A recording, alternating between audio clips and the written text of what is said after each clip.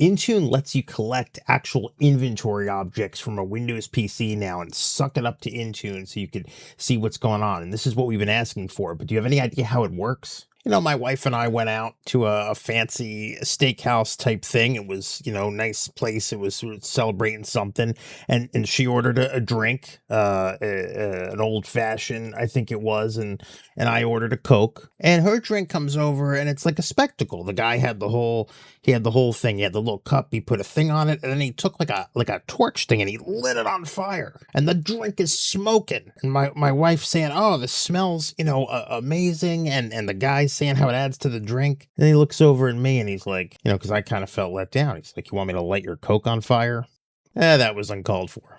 Yeah. Why don't you light my Coke on fire? Steve Weiner here from GetRubix.com, and today I'm going to break down exactly how the Intune inventory collection works for Windows devices. Not for nothing, I got enough problems. I don't need people lighting drinks on fire.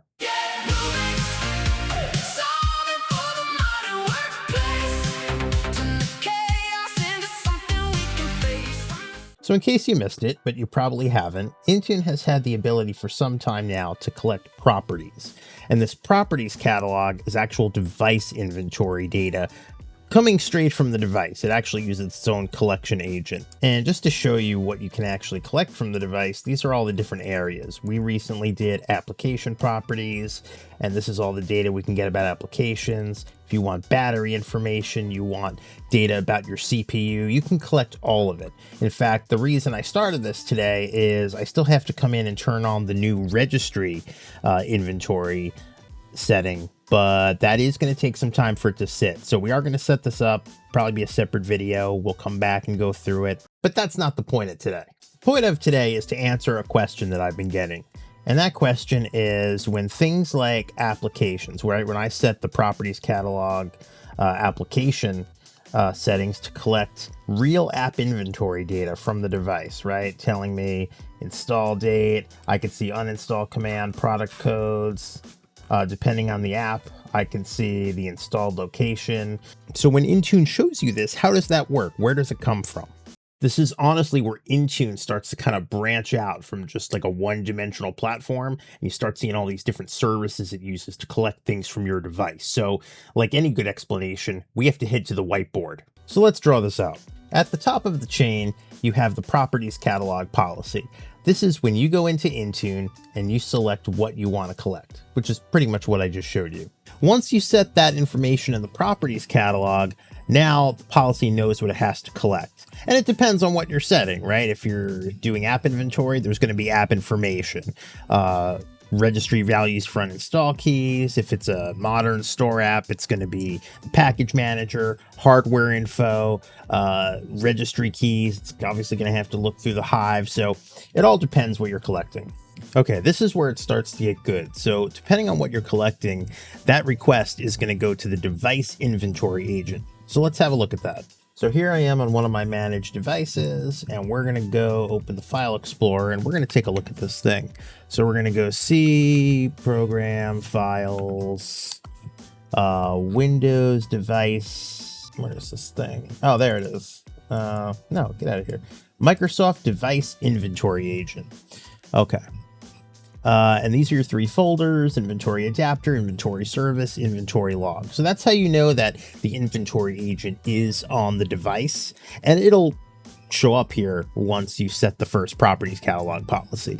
Okay, and if we go in the log and we open it up, we can see basically what it's collecting. And I'll show you here in Intune. When we click device inventory, we are collecting a lot of information. These are all the properties I'm collecting, right? System info, TPM, video controller, memory info. So we're pretty much collecting all these properties, including app data as well. So we're just going to see it collect all this stuff and whether it's successful or not. You don't have to go through the whole thing, but at least you know where it's reporting. So it's important to know, though, that when we're looking at these logs, there's a little bit of a split. So Harvester logs is the actual data the agent is scraping. When we look at the adapter log, that's going to be a little bit different. The adapter log will show the policy arrival. So you can see application inventory, properties, key name, policy, 3C, 36EB. So if we go take a look at my app inventory policy up here in the URL, you'll see 3CD36EB. 3CD3. So that's the device saying, okay, I got the policy. I have all the properties it wants me to collect. The name, version, architectures. Look at this, name, version, architectures. So everything that's set here shows up in the InventoryAdaptor.log. So is it being collected and then sent right to Intune? Well, no.